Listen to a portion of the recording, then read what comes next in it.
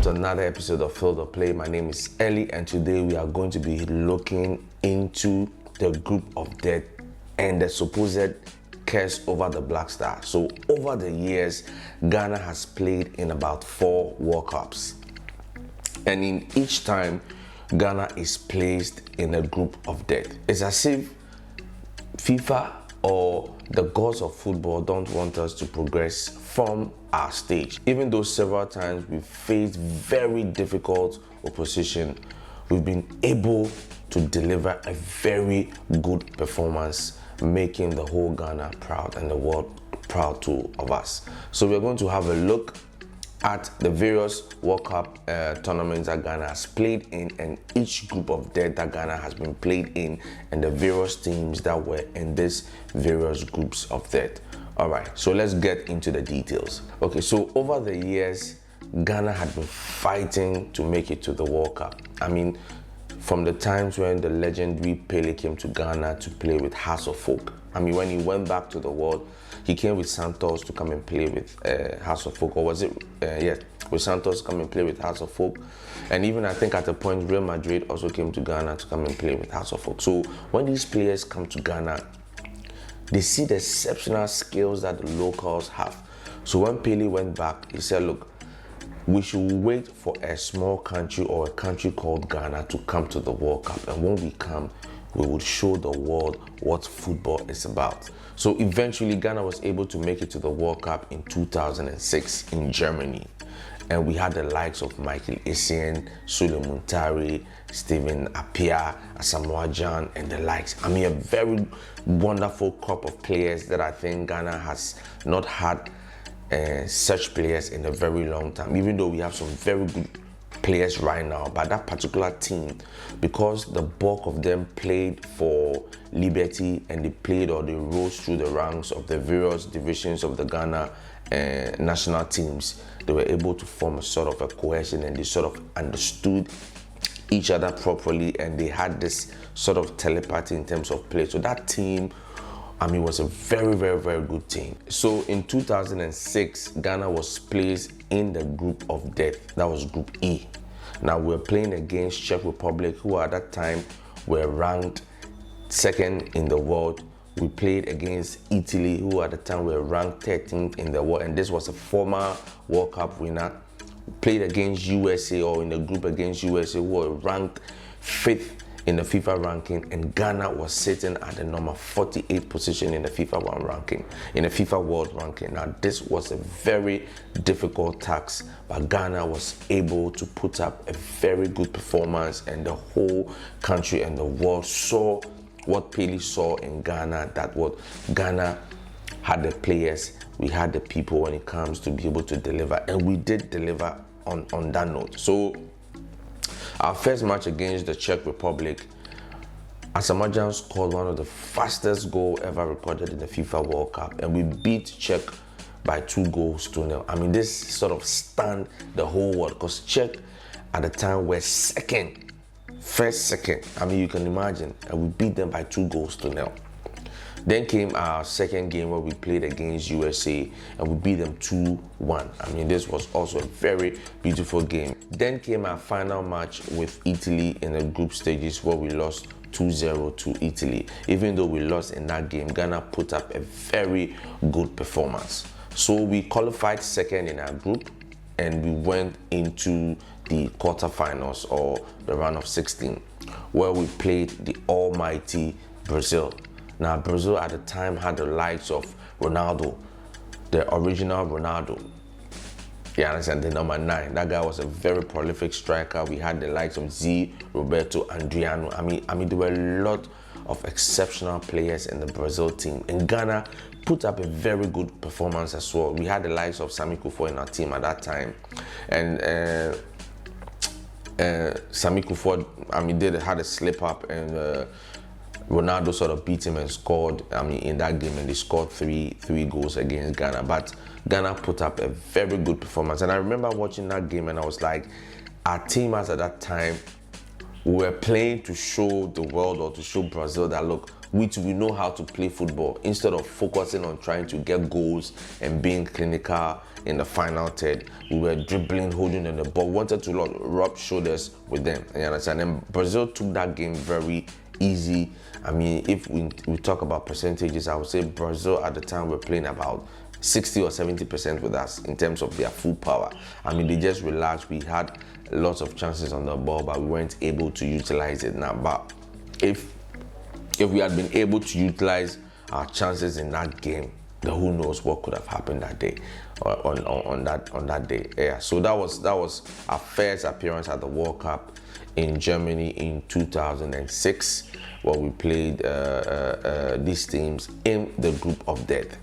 Okay, so then came South Africa 2010. I mean, now this World Cup to me was one of the very best World Cups ever. For the first time, the World Cup was being held on the African continent. And I remember at the time I was like, the World Cup is in Africa. This one there, we should try our best to make sure we do a host and win. Once the trophy was in Africa, all the African countries should put up a very good performance for at least an African country to win it. I mean, to me, it was one of our best chances to ever win the World Cup. And I remember a friend saying, if there's what we call juju or agbala in the world, once the African Cup of Nations and once the World Cup was in Africa, that means we had to win it. But unfortunately, it didn't happen. So it was a sad moment where a lot of Ghanaian hearts were broken. I mean, for a lot of reasons, and I'm going to go into that reason. So we were once again placed in Group D, D for death. I mean, in Group D with the likes of Germany, who were ranked 6th in the world at the time. Serbia were on the 15th of the FIFA ranking, and Australia, who were 20th in the ranking, and also Ghana had moved up from 48th in the previous tournament to 32 in this particular tournament. So the tournament was in Africa. Everybody was excited. We were all excited. I mean, very, very, very difficult games. But again, Ghana put up a very good performance where we were able to beat Serbia by 1-0, a lone goal, and Asamoah got that penalty for us, which gave us a goal. We played a draw with Australia. Again, Asamoah scoring for us. Then we're beaten by Germany by a lone goal. I mean, this was a very, very difficult game, but Ghana managed to hold its own strongly with all these teams. Now, this World Cup was one of our very best World Cups because we finished second in our group, and then we went to the quarterfinals. I mean, our best performance at the World Cup. I mean, going to the quarterfinals, and we nearly almost made it to the semifinals. We were just fingertips away from reaching the finals. Now, everything to me at the time had aligned. The stars were in alignment for Ghana to move onto the semifinals, but that Luis Suarez's handball, I mean, stopping the ball from entering that pool. I mean, that guy was just so diabolical. I mean, to me, a pure definition of evil is Luis Suarez, and I sort of didn't like that guy ever since he did that thing. Ever since he did that thing to Ghana, I really didn't like him. But yes, Suarez did that. He prevented Adia from scoring that header where he sort of performed as a goalkeeper. I mean, by catching the ball, and he had a red card and was sent off the pitch. And now our fates were handed into us. I mean, everything was put in our hands for Asamoah to just score that penalty and qualify Ghana to the semi-finals. And unfortunately, Asamoah missed that penalty. I mean, that broke the heart of an entire African nation, because Ghana was the only team, or the only African team that the whole Africa was relying on. Every African country at that time was representing Ghana. All of the African continent hope was in Ghana for this particular tournament and this particular match, but unfortunately we weren't able to make it out of the quarterfinals position, and we lost to Uruguay in this match. I mean, I still feel pains when I remember or think about that particular tournament. So that was it. I mean, this was a tournament that introduced the vuvuzela, and the noise decibel in the stadiums were one of the record-breaking noises, and I mean, and in a way, sort of caused the banning of the vuvuzelas in the stadiums. But I'm saying, look, this World Cup was the best to me by so far, and this was World Cup that introduced the jambulani to the world. The ball that when you kicked would take, I mean, unusual flight path towards the ball, and players had very difficult time mastering the ball and flight of the ball. It was a nightmare for goalkeepers, and one player that sort of mastered the ball, I think, was Diego Forlan, who also played for Uruguay at the time. He was given the ball to practice before the FIFA World Cup, and he sort of studied and understood how the ball works. I mean, he understood the aerodynamics of the football, and this ball was one of the very spherical balls that was ever, I mean, created for the FIFA World Cup. I've done previous series on the FIFA World Cup balls, from how the ball started, the histories of the ball, so you can also check that out in the links below. Right, so Diego Forlan had the opportunity to master the ball, and he sort of did that, and he used that to score against Ghana. So that was it. This was another group of death that Ghana found ourselves in at the FIFA World Cup. It's like our troubles was just going from one to the other. Anytime we're in the World Cup, always playing against a very dangerous opponent, and always finding ourselves in a very difficult group. So the World Cup in 2014 was played in Brazil. I mean, this was a very colorful World Cup, and Ghana once again was placed in a group of death with Germany, USA, and Portugal. Now, this to me was one of the toughest groups that we'd ever played in, because at the time, Germany was ranked second in the world, Portugal was on the 4th position in the world, and the USA was 13th in the world, and Ghana was sitting at the 37th position in the world. Now, I was wondering, why is it that always we are finding ourselves in these sort of groups or pairing with very difficult teams? But Ghana again didn't disappoint. We put up a very good performance. We put up a very strong fight. Now, in the matches, we played a 2-2 draw with Germany, and we were the only team that Germany was not able to beat in this tournament, and they went on to win the actual tournament. So it was a very good game, and to me, and FIFA said it's been one of the very best matches of the FIFA World Cup ever. I mean, it was back to back. I mean, beautiful performance. Germany will score, will equalize, they will score, and they will come back again. I mean, it was a very competitive game, and Ghana did very well. Even Samuel Cowell, who is one of the pioneers of the American Idol, sort of watched the game, and he made a comment about it. This is somebody that actually doesn't like football or is not a football person, but they were able to see the tension, they were able to see the skills and the pace of the game, to say this was one of the best matches that they've ever watched of football.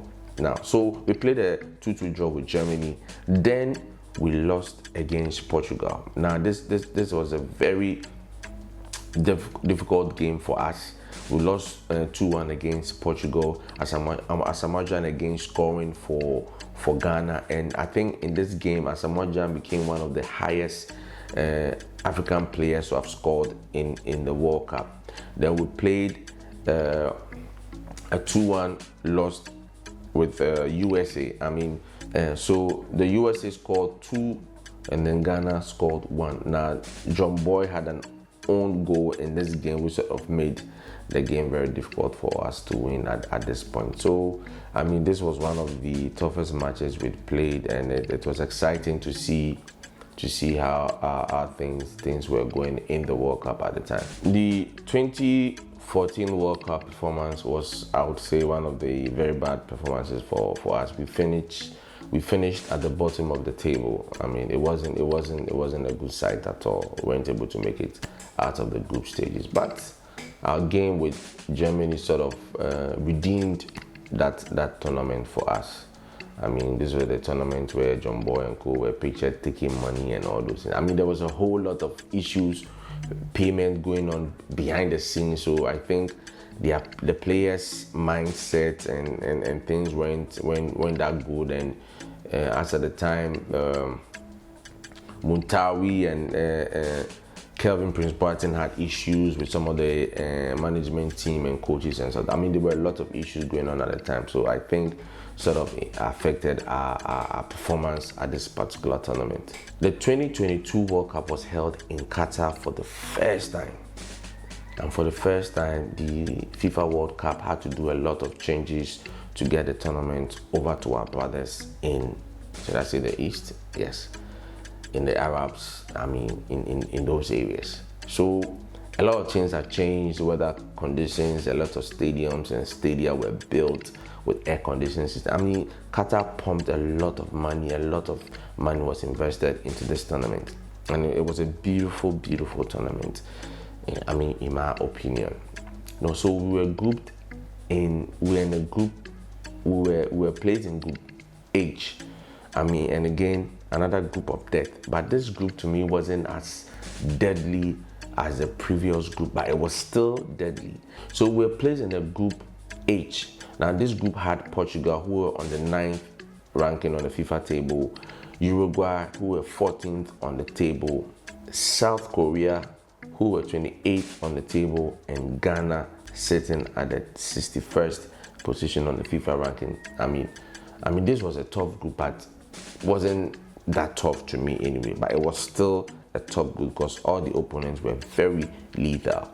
Now, in an anticipated or revenge match, we had Uruguay in our group, and the whole country were up in arms, and I mean, we wanted to revenge that World Cup in 2010 so badly that this revenge was 12 years in the making.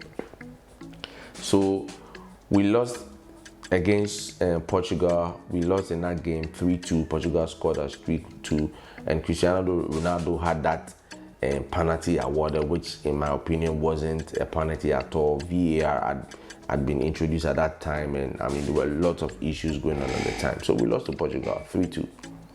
Then we had our revenge against Uruguay with Didier Ayew missing that penalty, and our savior in this tournament was Mohamed Kudus. Now at this time, Ghana had produced new talents who were doing very well in their professional careers. Kudus playing, I mean, and outside and in Ajax and all that. I mean, we had very good players. So we were steady. We had Inaki Williams and all these players playing elsewhere in Europe. Then we played South Korea and we beat them 3-2. I mean, this was a very tough game to watch because it was filled with a lot of emotions, and even after the game you could see the South Korean players crying. Some if I pronounce the name right, was sort of in tears about the tournament and everything, because I think this was his last tournament. So we beat them. We won 2 games, but unfortunately we weren't able to qualify to the next stage, which was the quarterfinals, because of goal differences, and Uruguay, or I think South Korea, had to go into the next round. I think it was Uruguay. They had to go into the next round because of goal aggregate and goal difference with Portugal. So that was our performance at Qatar. I mean, there was a good tournament, but yet again weren't able to progress to the next stage, even though we had won two games.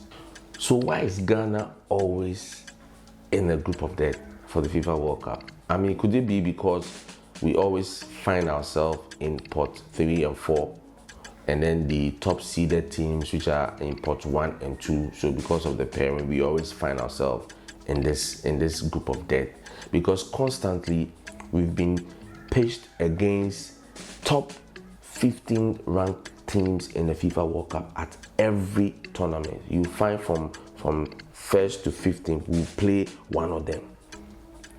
I mean, always.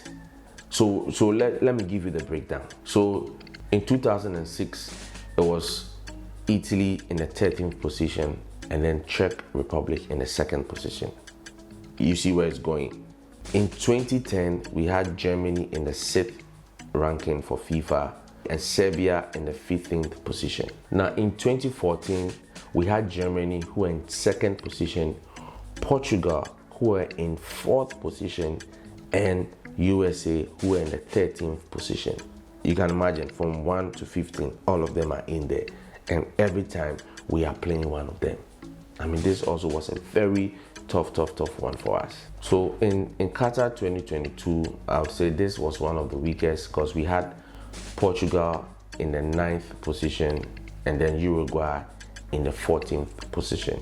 I mean, but this was still a very deadly group. So like I said, this one was the softest group of death that we've had, but in almost every tournament we find ourselves in these sorts of positions. All right, so for USA Canada 2026, the situation in a way is not that different.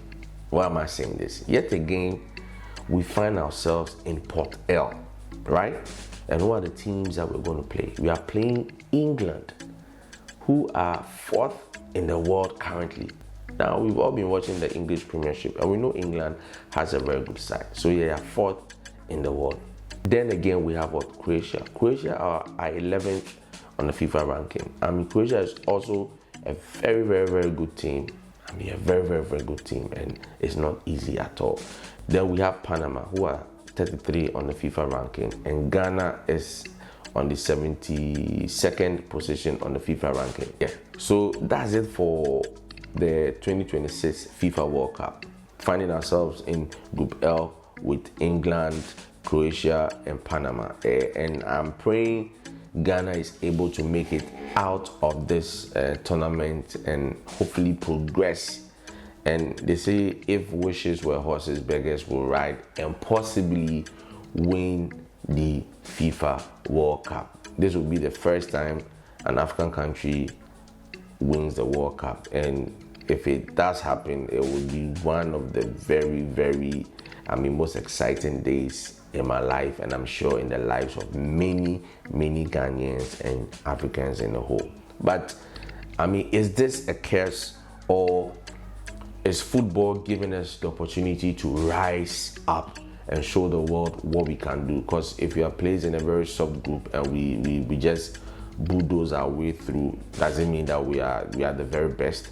Or when we play in the tough groups and we are able to make it out into the next stage, then it shows that yes, Ghana is a formidable opponent when it comes to football in general. I mean, what are your opinions on this? What do you think? And what do you think our chances of making it past the group stages are? I mean, what are your predictions? Just give me anything. Let's have a chat. So Ghana might always find itself in a group of death. I mean, seated in a group of death. But football is not about where you are seated, but how you are able to rise onto the occasion. All right, so it's been another exciting episode of Field of Play. My name is Ellie. Kindly subscribe and tell a friend to tell a friend. See you on the next one. Bye-bye.